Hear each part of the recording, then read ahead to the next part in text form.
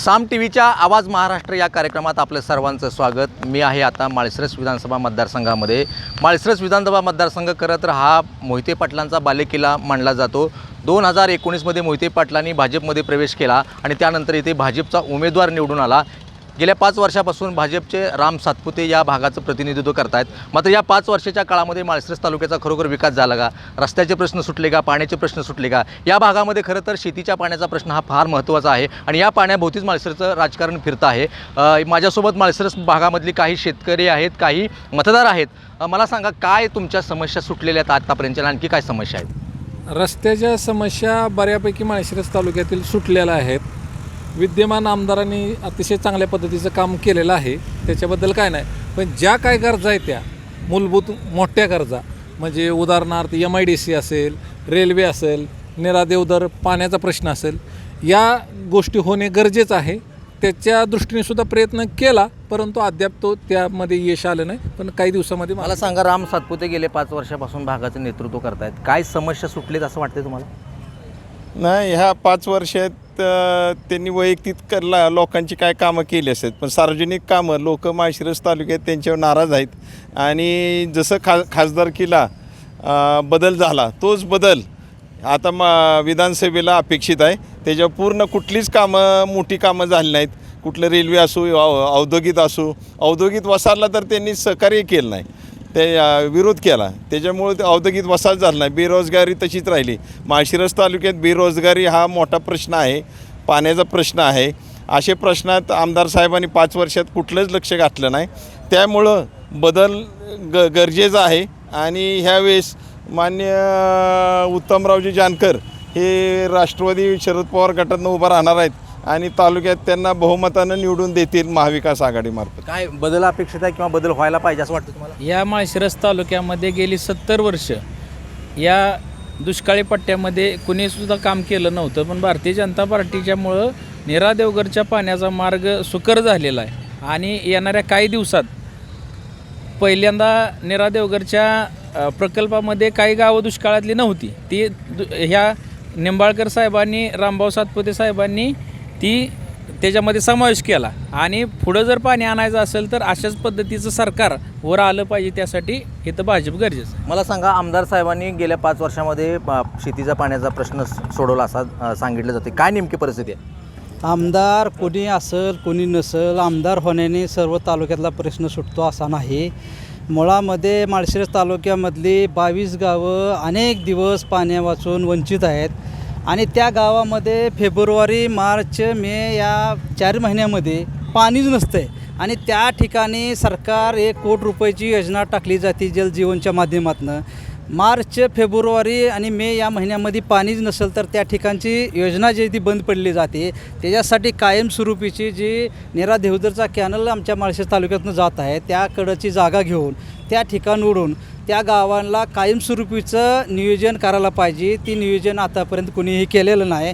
नुसत्या गप्पा मारून काय कामं झाले असे होत नाहीत। त्यामुळं कोण इथं निवडून आलं आहे, कोण काय झालं आहे ह्याच्याशी महत्त्वाचा विषय नाही। ह्या तालुक्यातला जो मूळ प्रश्न आहे, तो मूळ प्रश्न आज बी 22 गावातली लोक त्या ठिकाणी जे पाणी आंघोळ केलेलं असतं तीच पाणी परत धुण्या भांड्यासाठी नंतर वापरले जातात। तर त्यामुळं ह्या तालुक्यामध्ये पाण्याचा प्रश्न फार मोठा आहे। आता काय परिस्थिती आहे राजकीय? काय तुमच्या डोक्यामध्ये काय, कोण आमदार होईल किंवा काय परिस्थिती आहे सध्या? आमच्या डोक्यामध्ये या ठिकाणी जो जनतेला घेऊन जाणारा, कुठल्याही अधिकाऱ्याची वसुली न करणारा, स्वतःची पोळी न भाजणारा, हा जनतेनं स्वीकारलेला आमदार या ठिकाणी निवडून। कोण नाही नाव तुमच्या पुढे, कोण आहे समोर? आमच्या पुढं नावं अनेक आहेत, परंतु या ठिकाणी आता सध्या जर विचार केला तर सध्या आघाडीला नाव उत्तम जानकर यांचं आहे। ते राष्ट्रवादी काँग्रेस शरद पवार पक्षाचे? ते कुठल्या पक्षाचे आहेत हा महत्त्वाचा विषय नाही। या ठिकाणी जी चर्चा आहे ती उत्तमराव जानकर यांचीच आहे। मला सांगा, काय परिस्थिती तालुक्यामध्ये, काय परिस्थिती आहे तालुक्यामध्ये राजकीय? नाही,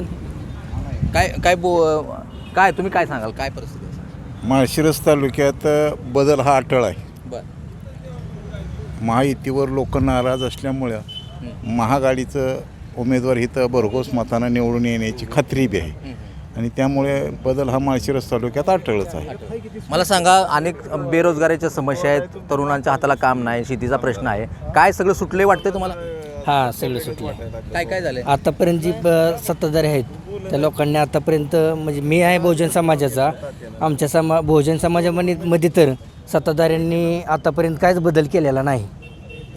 बहुजन समाजामध्ये आमचा जेवढा बहुजन समाज आहे तिथं अन्याय अत्याचार माळशिरस तालुक्यात भरपूर घडलं.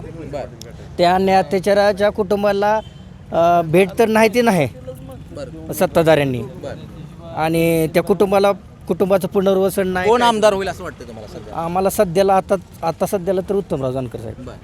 काय नेमकी परिस्थिती आहेत सांगा तुमच्या माळशिरस तालुक्यामध्ये? माळशिरस तालुक्याचा जर विचार केला तर माळशिरस तालुका हा पहिल्यापासून मतदानामध्ये ह्याच्यामध्ये अग्रेसर आहे. परंतु माळशिरस तालुक्याची भूमिका अशी आहे आज की या माळशिरस तालुक्यामध्ये बहुतांशी धनगर समाजाचं संख्याबळ या तालुक्यामध्ये जास्त आहे आणि गेले प्रत्येक पक्षानं या समाजाला फसवलेलं आहे. आणि अशी या 70 वर्षात अनेक आंदोलनं झाली आणि अनेक उपोषणं झाली. त्यासाठी महाराष्ट्रातील संपूर्ण धनगर समाजाचं अतिशय एकजुटीनं योगदान झालेलं आहे. 2014 काय नेमकी परिस्थिती आता काय विद्यमान आमदाराबद्दलचं काय काम चांगलं आहे किंवा नवीन आमदार तुम्ही निवडून देणार आहे? काय नवीन आमदाराचं जो विद्यमान आमदार आणि नवीन आमदार आम्हाला काही त्याच्याशी घेणं देणं नाही, पण जो जनतेची कामं करेल, जो धनगर समाजाची कामं करेल आणि जो समाजाचे प्रश्न सोडवेल त्याच कोण आहे असा? कोण नेता आहे असा या भागामध्ये? या भागामध्ये आता महाराष्ट्रात जर जाणार असेल तर उत्तमराव जानकराच्या माध्यमातून या समाजाचे प्रश्न या ठिकाणी सोडवण्याचा ते प्रयत्न करतायत आणि तालुक्यात बहुजन समाज ही त्यांच्या पाठीशी खंबीरपणे उभं राहणार आहे आणि इथून पुढच्या काळामध्ये जनतेला घेऊन आणि जनतेचा प्रश्न सोडवणार अशी या तालुक्यातील जनतेला त्यांच्या माध्यमातून अपेक्षा वाटते. मला सांगा काय सध्या माळशिरस तालुक्यामध्ये राजकीय परिस्थिती विद्यमान आमदारांनी कामं केली असं सांगितलं जातं आहे. जानकरांचं देखील नाव घेतलं जातं आहे. काय सध्या परिस्थिती राजकीय माळशिरस तालुक्यामध्ये?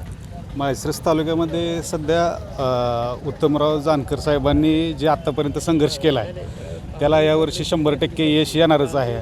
आणि आमचा दुसरा एक मुद्दा असा आहे की महाराष्ट्रामध्ये जो पक्ष जे मुख्य 4 पक्ष आहेत त्या 4 पक्षांपैकी जोही कोणी धनगर समाजाला चांगलं नेतृत्व देईल त्या पक्षाच्या पाठीमागं आम्ही सर्व धनगर समाज एकजुटीनं जाणार.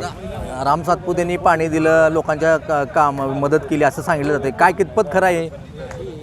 कामं आमदार म्हणून कोणी असलं तरी थोडीफार कामं होतातच, पण जे समाजाचं किंवा माळशिरस तालुक्याच्या जी समस्या आहेत त्या कायमस्वरूपीच्या त्या आज तागत काही पूर्ण झालेल्या नाहीत आणि उत्तमराव जानकरांच्या माध्यमातून त्या समस्या आम्हाला 100% पूर्ण होतील अशी अपेक्षा आहे. कारण गेली 60-70 वर्ष झाले अनेक लोकांच्या ज्या समस्या आहेत ते उत्तमराव जानकरांना सर्व माहीत आहेत आणि त्या लोकांना मध्य धरून ते लोकांची कामं करतील अशी 100% आम्हाला अपेक्षा आहे.